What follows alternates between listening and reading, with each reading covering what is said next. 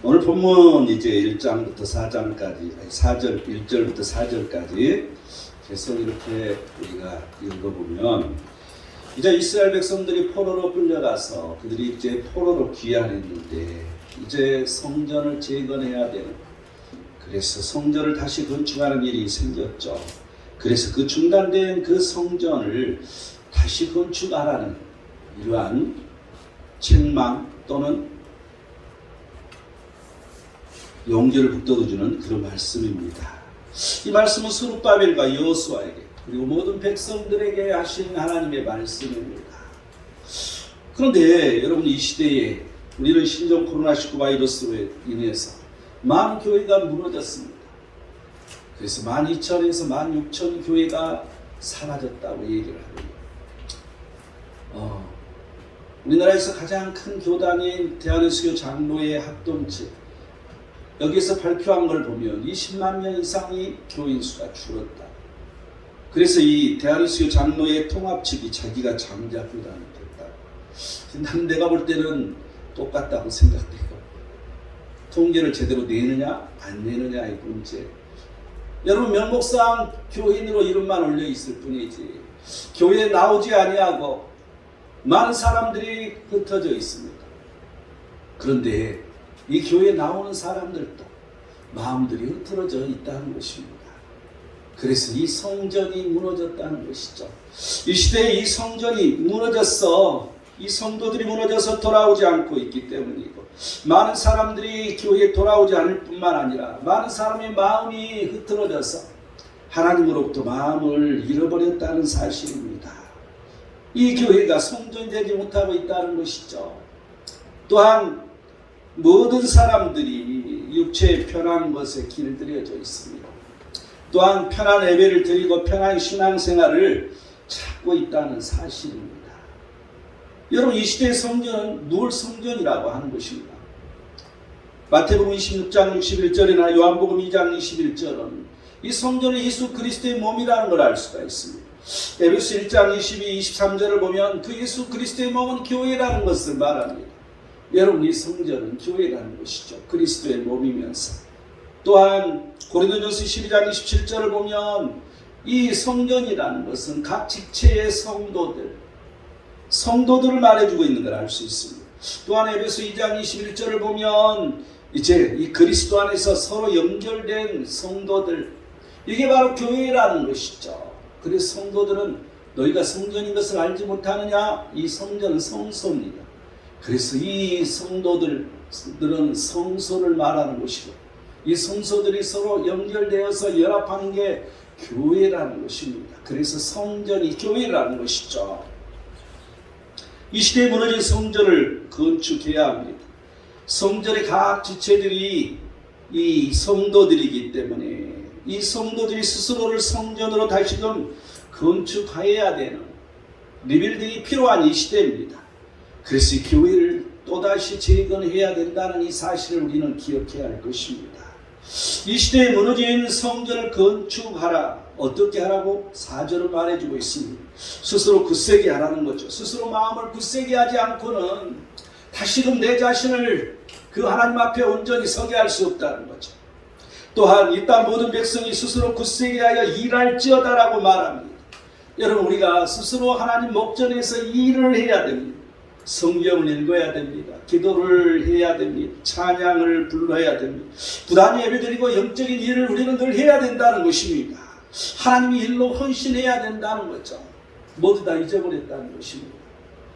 이번 우리 총회에 가서 이 총회장님 그 설교 말씀이 목사들 정신 차리라. 과거와 지금이 다르지 않느냐. 이 팬데믹으로 말미암아 이제 게을러 터져서 과거로 돌아가고 있지 않느냐. 목사부터 정신을 차리고 모든 걸 내려놓고 과거처럼 다시 돌아가라고 그분은 그렇게 설교하는 걸 들었습니다.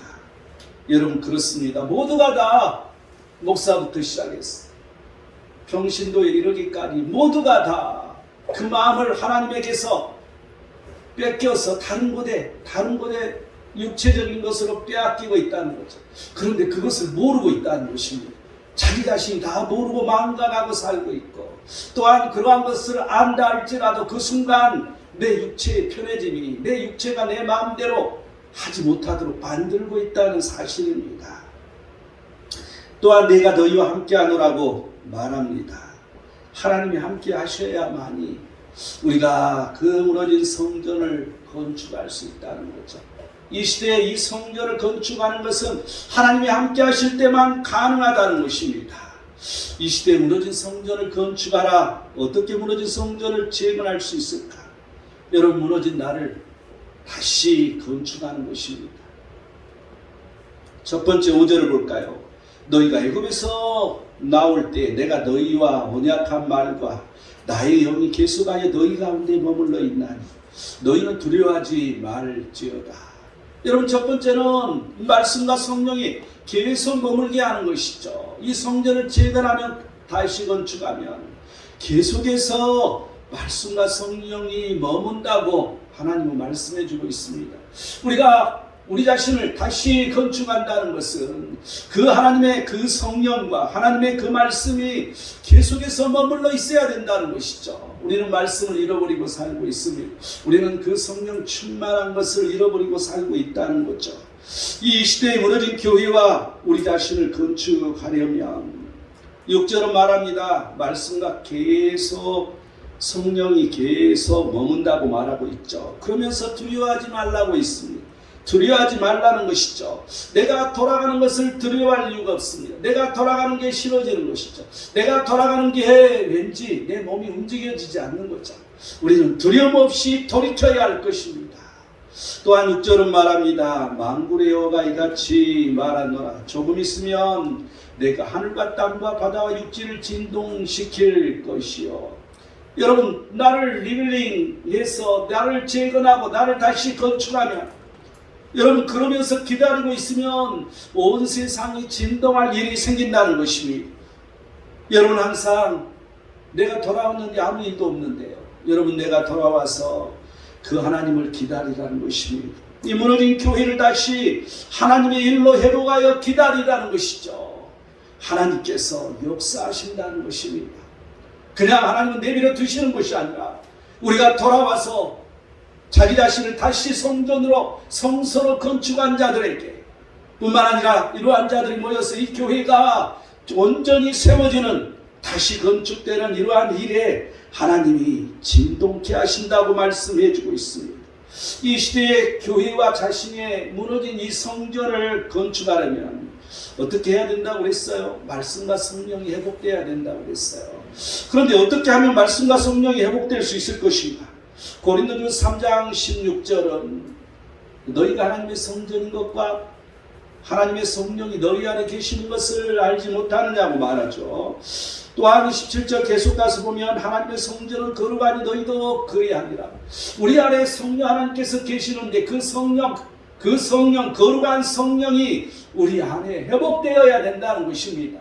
그럴 때 우리에게 성령이 더 강해지는 거고 말씀이 임한다는 거죠. 쉽게 말하면 우리가 거룩하게 되어야 된다는 걸 말해주고 있습니다. 고린도전서 12장 28절은 교회에 세우는 그 직분자들을 설명하고 있죠. 그래서 사도고 그 다음에 선지자고 그 다음에 교사라고 말해주고 있습니다. 그리고 또한 사도행전 13장 1절 보면 안디옥 교회가 처음 이제 세워졌을 때 그곳에 세워지는 사람은 선지자들과 교사들이라고 말해주고 있습니다. 바나바를 중심으로 한 5명이 있었죠. 여러분, 이처럼 이 선지자와 교사가 다시금 세워지는, 여러분, 이 시대에 우리를 재건축하기 위해서는 이 선지자와 교사를 분별해야 된다는 것입니다. 여러분, 이 시대에 얼마나 거짓 선지자가 많습니까? 나는 거짓 선지자요 하고 말하는 사람은 없습니다. 모두 다 똑같이 목사고 똑같이 직분자로 있는데 그 말하는 그 내용들이 은근슬쩍 세상 것을 집어넣고 있습니다. 여러분, 이러한 것들이 거짓이죠. 하나님 말씀과 벗어나는 거짓들. 여러분, 이러한 거짓 선지자가 아닌 진정한 말씀이 선포되는 이런 선지자, 이런 교사들, 목사를 말하는 것이죠. 여러분, 이 시대의 말씀을 온전히 선포하는 사람들이, 그러한 목사들이 선지자고 또한 교사라는 사실을 여러분 기억하시기 바랍니다. 그래서 온전히 하나님만 믿는 방법은, 내가 온전히 하나님에게 돌아오는 방법은, 여러분 이러한 온전한 제대로 된 선지자와 제대로 된 이 목사의 말에 귀를 기울여야 된다는 것을 여러분 기억하시기 바랍니다. 이 세상에 귀를 기울이는 게 아니라 이 세상의 많은 말씀들이 이제 매스컴을 통해서 올라오지만 분별할 수 있어야 된다는 것을 여러분 기억하시기 바랍니다. 요한계시록 2장 11절은 귀 있는 자는 성령이 교회들에게 하시는 말씀을 들을지어다라고 말합니다. 우리는 말씀을 들어야 됩니다. 누가 들어야 된다고요? 내가 들어야 되는 거죠. 누가 들어야 된다고요? 성도들이 들어야 된다는 거예요. 여러분 이 성도들이 말씀을 듣지 않고 달콤한 그러한 말에 현혹되고 있습니다. 여러분 내 귀에 달콤하면 뭔가 좀 생각을 달리하기 바랍니다. 여러분 하나님 말씀은 결코 달콤한 것만 있는 게 아니라는 것을 여러분 기억하시기 바랍니다. 또한 골로새서 1장 25절을 보면 내가 교회의 일꾼 된 것은 그래서 직분을 따라 하나님의 말씀을 이루려 함이니라. 여러분 이 직분을 따라 하나님 말씀을 이루는 거예요. 이게 무슨 말이냐면 우리가 하나님 말씀을 안다는 것은 우리가 하나님을 안다고 말하는 야다라는 이 단어, 기노스크라는 이 단어, 여러분 이것은 내 삶의 체험 속에서 이러한 것을 하나님을 알게 되는 것이죠. 여러분 그래서 우리는 늘 직분을 따라, 교회에는 직분이 있습니다. 또한 하나님이 주신 직분이 있는 것이죠. 여러분 하나님이 주신 직분을 따라서 우리는 항상 하나님 일을 충성하고 헌신할 때 그 속에서 하나님을 만나는 것이고 그 속에서 하나님 말씀을 이루어 간다는 것이죠. 여러분 이게 성장하는 것입니다. 우리가 하나님 말씀을 내가 이루는 거예요. 남이 이루는 게 아니라 교회가 이루는 게 아니라 내가 이루는 것을 말해주고 있습니다.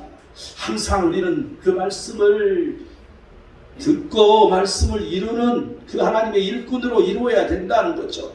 이게 회복되어야 된다는 것이죠. 디모데후서 3장 15절은 하나님의 집에서 어떻게 행해야 할지를 알게 하려 함이니 이 집은 살아계신 하나님의 교회요 진리의 기둥과 터이라고.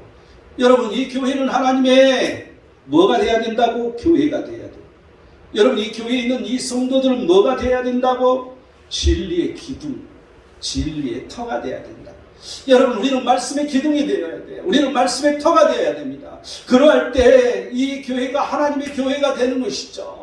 여러분 이 교회에 와서 지금 이 시간 하나님이 계신지 안 계신지 여러분 그걸 인식하는 자와 인식하지 못한 자는 너무 차이가 큽니다. 우리는 늘 여러분 예배 드릴 때마다 왜 긴장이 되는지 아십니까? 평생 예배를 드려도 예배 시간 그걸 준비하기 위해서 긴장이 되죠. 늘 예배를 인도하는 이 목사들 늘 긴장하게 됩니다. 왜 그럴까요?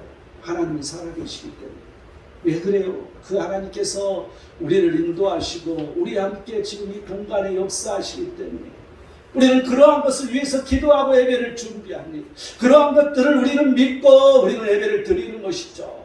그래서 우리는 두렵고 떨리는 마음으로 하나님 앞에 서야 하기 때문에 늘 그 예배 시간에도 긴장이 되지 않을 수가 없는 것입니다.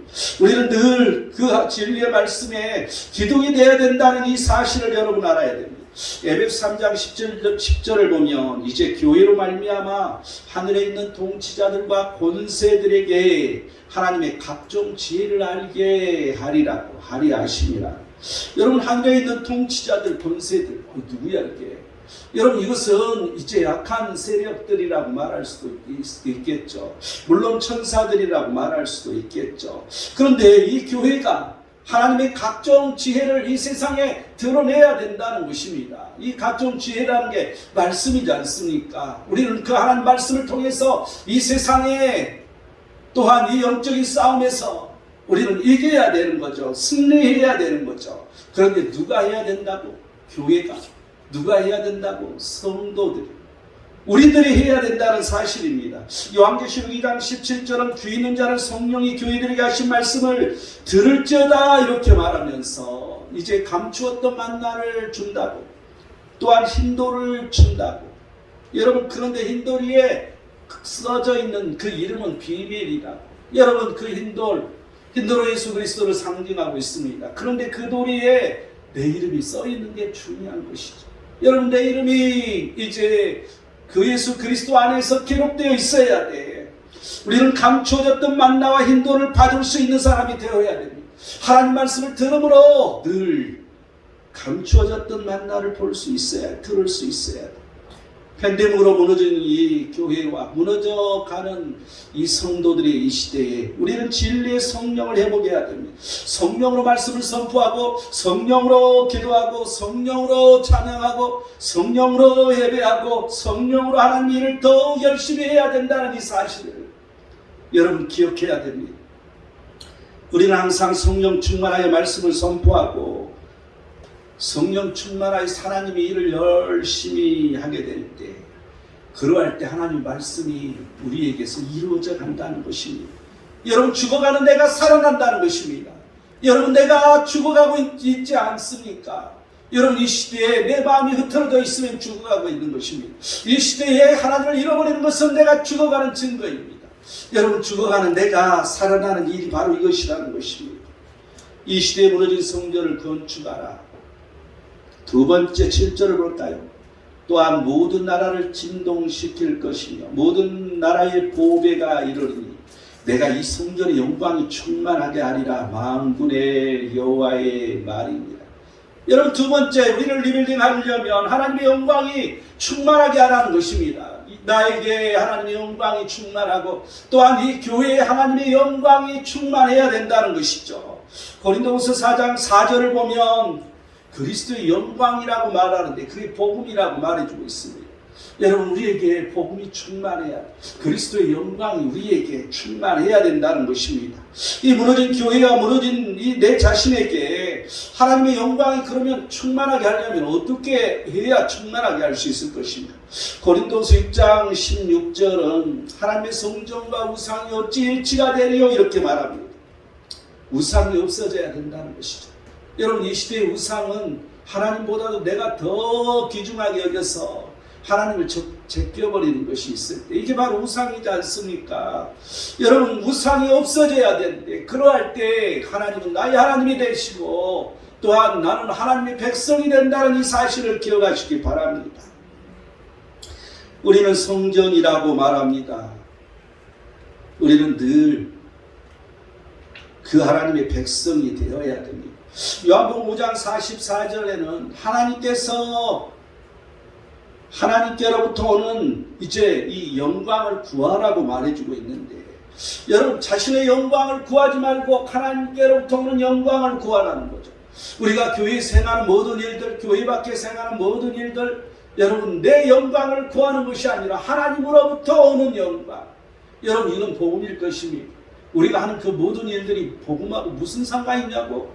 여러분, 내가 열심히 살아서 하나님 앞에 영광이 되는 이 자체가 복음입니다. 여러분, 우리는 잘 살아야 돼요. 우리는 늘 소망 있게 하나님의 축복 속에 살아야 됩니다. 이러한 것도 하나님의 영광이 우리에게 나타나기 때문이라는 사실이죠. 그래서 우리는 항상 영적으로 생각해서 하나님께로부터 오는 영광을 구하라는 것입니다. 또한 고린도서 8장 19절이나 고린도서 8장 23절을 보면 이제 디도에 대해서 말해주는, 이 디도는 이 그리스도의 영광이라고 말해주고 있어요. 이 사도 바울의 아주 귀중한 동역자였죠.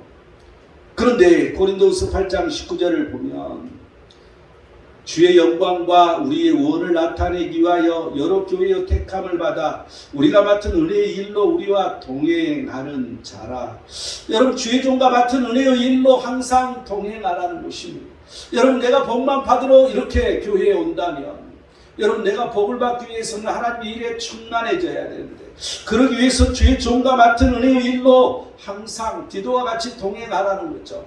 여러분, 디도는 너무 열심을 내서 나중에 죽을 병이 듭니다. 그런데 하나님께서 치유해 주시는 거죠. 그래서 사도 바울이 너무나도 염려가 되었어. 죽을 병이 걸렸으니 얼마나 마음이 아팠겠어요. 또한 얼마나 복음이 망쳐지는 일이 생겼겠어요. 끝내 하나님은 그를 고쳐주신 것을 볼 수가 있습니다. 에베소 5장 27절을 보면 이 하나님 앞에 영광스러운 교회로 우리가 세워져라는 것을 말해주고 있는데, 우리가 항상 교회로 세워져야 되는데 영광스러운 교회로, 영광스러운 성도로 세워져야 된다는 것입니다. 항상 그런데 티나 주름 잡힌 것이 없게 하라. 조금 더 흠없게 하라는 거죠. 거룩하고 흠없게 우리가 영광스러운 성도로 세워져야 할 것입니다. 우리가 우리에게 어떻게 영광이 나타나는가? 여러분, 영광을 돌린다는 말하고요, 영광이 나타나는다는 말이 분명히 달라요. 영광을 돌리는 것은 주체가 나잖아요. 영광이 나타나는 것은 주체가 하나님이에요. 똑같은 영광인데 달라요. 여러분, 이 영광이라는 게 우리에게 나타나면 너무나도 우리에게는 복이 되는 것이죠. 뭐가 영광을 나타내는 것인지, 어떻게 영광이 나타나는 것인지 한번 우리가 성경을 살펴보면요, 요한복음 2장 11절을 보면 첫 표적을 갈릴리 가나에 행하여 그의 영광을 나타내시매. 여러분, 이 갈릴리 이 가나에서 물이 포도주가 되게 하는 그 사건이 일어나죠. 여러분, 이게 하나님의 영광을 나타내는 것이라는 것입니다. 요한복음 11장 4절은 죽을 병이 아니라 하나님의 영광을 위한 것이라고. 여러분, 죽을 병이 치유되는 이 사실, 이 자체가 하나님의 영광이 임했기 때문에 그런 일이 일어난다는 것이죠. 여러분, 우리는 늘 하나님의 영광이 나타나기를 구해야 할 것입니다. 요한복음 14장 13절을 보면 예수 그리스도의 이름으로 구하여서 응답되는 그 자체가 하나님의 영광이 나타나는 것이라는 거죠. 요한복음 15장 8절이나 빌립보서 1장 12절을 보면 이제 빌립보서 1장 12절은 의의 열매를 가득하라고, 그게 하나님의 영광이라. 그런데 요한복음 15장 8절을 보면 열매를 많이 맺으면 내 아버지께서 영광을 받으실 것이라고 말합니다. 열매를 많이 맺어서 그리스도로 말미암아 의의 열매가 가득할 때, 여러분, 이러할 때 하나님의 영광이 나타나는 것이죠. 로마서 2장 10절을 보면 선을 행하는 각 사람에게 영광이 나타난다고, 그 영광이 있다고. 항상 우리는 선을 행해야 할 것입니다. 고린도후서 3장 8절 9절을 보면 영의 직분이 영광이라고, 또한 의의 직분이 영광이 더욱 넘친다. 항상 우리는 영의 직분을 가져야 됩니다. 여러분, 항상 이 영의 직분은 하나님께서 정하여 주신 직분입니다. 우리는 하나님께서 내게 성령 충만케 하셔서 내 영이 열리고 내가 온전히 하나님 일을 감당할 수 있는 내가 되어야 할 것입니다. 고린도후서 3장 18절은 그와 같은 형상으로 변화하여 영광에서 영광에 이르니. 여러분, 그리스도의 형상으로 변화되는 걸 말했는데 그런 성령으로 내가 변화되는 것이죠. 성령으로 그리스도의 그 형상으로 변화될 때 영광이 우리에게 이른다는 것입니다. 베드로 전서 4장 14절을 보면 그리스도의 이름으로 치욕을 당하면 복이 있는 자라고 하면서 그게 바로 영광이 나타나는 거라. 여러분, 우리가 그리스도의 이름으로 모멸감을 당하고 치욕을 당하는 일이 있을 때 그게 바로 하나님께 영광이 나타나는 것이죠. 이 성도들은 어떻게 그렇다면 영광을 어떻게 돌려야 할 것인가? 누가복음 18장 43절처럼 병이 치유되었을 때 우리는 하나님께 영광을 돌려야 됩니다. 요한복음 21장 19절이 베드로의 순교를 말해주고 있죠. 여러분, 이 순교의 순간이 왔을 때 우리는 담대하게 순교함으로 하나님께 영광을 돌려야 됩니다. 로마서 4장 20절을 보면 의심 없는 견고한 믿음으로 하나님께 영광을 돌려야 된다고 말해주고 있습니다. 항상 우리는 견고해야 돼. 믿음이 의심 없이 두려움 없이 우리는 영광을 돌려야 되는 거죠. 고린도전서 6장 24절을 보면 20절을 보면 너희 몸으로 하나님께 영광을 돌리라. 항상 영광을 돌리는 건 내 몸입니다. 그렇기 때문에 내가 거룩하라고 말해주는 거죠. 또한 고린도전서 10장 31절처럼 너희가 무엇을 하든지 먹든지 마시든지 무엇을 하든지 하나님의 영광을 위하여 하라고. 우리는 항상 고린도후서 4장 15절 말씀처럼 감사로 은혜가 넘쳐서 항상 하나님 앞에 영광을 돌려야 됩니다. 우리에게 감사가 있는 게 하나님께 영광 돌리는 것이 될 것입니다. 우리가 은혜가 넘쳐서 우리 입술로 하나님 앞에 감사하고 우리 마음으로 감사하고 또한 그 마음의 표시를 하나님 앞에 내어놓을 때 하나님께서 영광을 받으신다는 것을 여러분 기억하시기 바랍니다. 빌립보서 2장 11절의 말씀처럼 예수 그리스도를 주라고 시인할 때 그러할 때 하나님께서 영광 받으신다. 여러분, 그래서 그 예수 그리스도를 주라 시인하는 걸 거부하지 아니하고 순교당하는 사람이 그래서 있는 것이죠. 이 영광을 받으려면 그러면 어떻게 해야 되는 것인가? 로마서 8장 17절 말씀처럼 하나님의 상속자로 그리스도와 고난도 함께하는 게 바로 영광이라는 것이죠. 우리가 항상 고난이 있으면 다 도망갑니다. 조그만 힘이 들고 어려우면, 이 교회에서 좀 어려운 일이 생기면 모두 다 도망치는 것을 볼 수 있습니다. 그런데 그리스도의 고난도 함께 받으라는 거죠. 누가복음 2장 9절을 보면 주의 영광이 비춰야 된다는 거죠. 여러분, 우리가 하나님의 기쁨으로 살 때 하나님의 영광은 늘 우리에게 비춰집니다. 우리는 하나님의 기쁨대로 살아야 된다는 걸 알아야 될 것입니다. 에베소 3장 13절을 보면 여러 환난에 대하여 낙심하지 말으라. 환난이 왔다 할지라도 낙심해서는 안 돼. 왜냐하면 우리는 기다려야 해요. 그때 하나님의 영광이 나타나기 때문에. 여러분, 기다리는 자에게 기도하며 내가 바꾸어지고 내가 회개하고 내가 돌이켜 기다릴 때 그 하나님의 영광이 내게 나타난다는 것을 기억해야 됩니다. 로마서 6장 4절은 그리스도의 죽으심과 아파요 세례를 받아 그리스도와 함께 장사되어야 된다. 여러분, 이 세례를 받는 것, 여러분, 이 세례는 물속에 잠기는 걸 의미합니다. 내가 죽는 걸 의미하는 것이죠.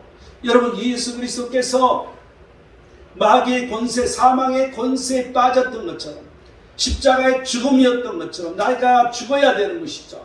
그런데 하나님께서 그를 살리심으로 말미암아 그 하나님의 영광이 드러나는 것입니다. 여러분, 우리는 늘 부활해야 돼. 늘 부활의 신앙으로 살아야 돼. 우리가 하는 그 모든 것들, 내가 죽을 때 하나님께서 나를 일으켜 세워주셔서 살리시는 그 하나님을 믿어야 할 것입니다. 이 영광의 풍성함이 이를 때 나타나는 증상, 하나님의 영광이 우리에게 풍성하면 어떤 증상이 나타날까? 에베소 3장 16절을 보면 성령의 능력으로 속사람이 강건케 되는 걸 맛보게 됩니다. 우리는 항상 우리 속사람이 강건하지 못하면 늘 분노하고 늘 시기 질투하고 늘 비난하고 늘 미혹이 나를 흔들어서 내 입술이 늘 악을 행하는 걸 볼 수 있습니다. 그런데 내 속사람이 강건할 때는 이 모든 걸 물리칠 수가 있습니다. 평안한 것이죠. 성령의 능력으로 속사람이 강건하다는 것입니다. 빌립보서 4장 18, 19절을 보면 이제 이 사도 바울에게 쓸 것을 보내줍니다. 그래서 그 쓸 것을 받은 이 사도 바울이 이렇게 얘기합니다. 나의 이는 받으실 만한 향기로운 제물이요 하나님을 기쁘시게 한 것이라. 나의 하나님이 그리스도 예수 안에서 영광 가운데 그 풍성한 대로 너희 모든 쓸 것을 채우시리라. 여러분, 여기서 내가 말하고자 하는 것은 주의 종에게 돈을 달라 이 말을 하는 것이 아니라 하나님의 기쁨이 되는 행동을 하면, 하나님께서 기뻐하시는 행동을 하면 그 모든 것을 채워주신다는 거죠. 자기 행위대로 하나님께서는 갚아주신다는 것을 알 수가 있습니다. 우리는 항상 교회를 위해서 오늘 8절처럼 은도 내 것이요 금도 내 것이니라 만군의 여호와의 말이니라 이 성전이 나아준 영광이 이전 영광보다 크리라. 여러분, 우리가 이 과거에 그러한 하나님 영광 속에 살았던 것보다도 우리가 회복되면 그 영광이 더 크다고 하나님은 말씀해 주고 있습니다. 여러분, 우리가 다시 돌아와서 돌이켜서 온전히 예배드리고 온전히 기도하고 온전히 말씀을 선포하고 온전히 하나님 앞에 영광 돌리는 충성, 봉사, 헌신하는 자에게 하나님은 더 큰 영광을 주신다고 말씀하고 계십니다. 여러분, 이 말씀을 붙들고 우리는 승리해야 할 것입니다. 마지막, 이제 이 시대에 무너진 성전을 건축하라. 세 번째 구절을 볼까요? 이 성전의 나중 영광 이전 영광보다 크리라. 만군의 여호와의 말이니라 내가 이곳에 평강을 주리라. 만군의 여호와의 말입니다. 세 번째는 하나님의 평강을 받으라는 것이죠. 여러분, 하나님의 영광이 우리에게 임하여서 우리는 이제 하나님의 평강 속에 거하게 된다는 것입니다. 여러분, 그 지경에 우리는 이르러야 된다는 것이죠. 이 평강에 우리는 하나님을 알아야만이 도대체 하나님의 평강이 무엇인지 우리는 늘 알 수 있는 거 아니겠어요? 이 말은 평강의 하나님을 알려면은 우리는 순응해야 돼요. 말씀에 순응해야 돼요. 그 하나님에게 순응해야 돼요. 고린도전서 14장 33절을 보면 교회 질서와 화평을 깨지 말고 교회 질서와 화평을 이루라. 교회를 깨는 것이 무질서라는 것이죠. 이 하나님은 무질서의 하나님이 아니시오 오직 화평의 하나님이시라고 말씀하고 계십니다. 여러분, 내 뜻대로 신앙생활하는 것이 아니라 남의 허물을 보이기 시작하는 신앙생활을 하는 게 아니라 온전히 오염되지 않도록, 화평을 깨서 오염되지 않도록. 여러분, 이 무질서, 화평을 깨는 게 무질서라는 것이죠. 그런데 항상 뒷말이 많으면 이 교회 화평을 깨도록 오염을 시키는 것입니다. 그런데 앞에서 대놓고 말하면 한 방에 화평이 깨지는 것입니다. 내 뜻대로 신앙생활 해서는 안 된다는 걸 우리는 생각나게 합니다. 여러분, 항상 내가 시험이 왔을 때, 내게 문제가 왔을 때는 남의 허물이 보이기 시작합니다. 여러분, 내 입술에서 내가 비난이 나오면 나를 먼저 생각해야 됩니다. 내가 어떤 문제가 있는 것인가? 여러분, 하나님 말씀으로 나를 투영해서 내가 어떤 문제가 있길래 내 입에서 비난이 나오지? 여러분, 이것은 내가 안에 말씀으로 차 있지 않기 때문에 비난이 시작되는 것입니다. 남의 허물이 보이기 시작하는 것이죠. 항상 내 자신을 돌이켜봐야 됩니다. 그렇지 않으면 걷잡을 수 없이 우리는 죄 속에 빠지고 만다는 걸 알아야 할 것입니다. 고린도전서 12장 23절에서 24절을 보면 한마디로 표현하면 이 교회는 몸을 거룩게 하시는, 이 교회의 몸을 거룩게 하시는 하나님이라는 걸 알 수 있습니다. 하나님은 교회 한 사람 한 사람이 다 귀중하게 여긴다는 거죠. 아무리 못난 사람이 있다 할지라도, 아무리 부족한 사람이 우리 눈에 보기에는 있다 할지라도 하나님은 그 사람 하나하나에게 나름대로 채워주신다는 거죠. 그래서 고르게 하시는 하나님, 우리는 이 하나님의 뜻을 알아야 됩니다. 모두 귀히 여겨야 됩니다. 자신이 친밀한 사람만을 위해서는 안 됩니다. 내 이주로 신앙생활을 해서는 안 될 것입니다. 항상 내 유익을 위해서 신앙생활을 해서는 안 될 것입니다. 하나님 목전에서 정직하게 신앙생활해야 된다는 것입니다. 나만의 하나님이 아니라 우리 모두 각 사람마다의 하나님이라는 이 사실을 우리는 기억해야 할 것입니다. 또한 고린도전서 12장 26절을 보면 교회 안에 분쟁이 없고 서로 돌봐야 된다고 말합니다. 항상 사람들은 자신을 무시한 것 같으면 불평하기 시작합니다. 냉정히 보면 무시하는 사람이 없습니다. 그럴 때 불평을 하게 됩니다.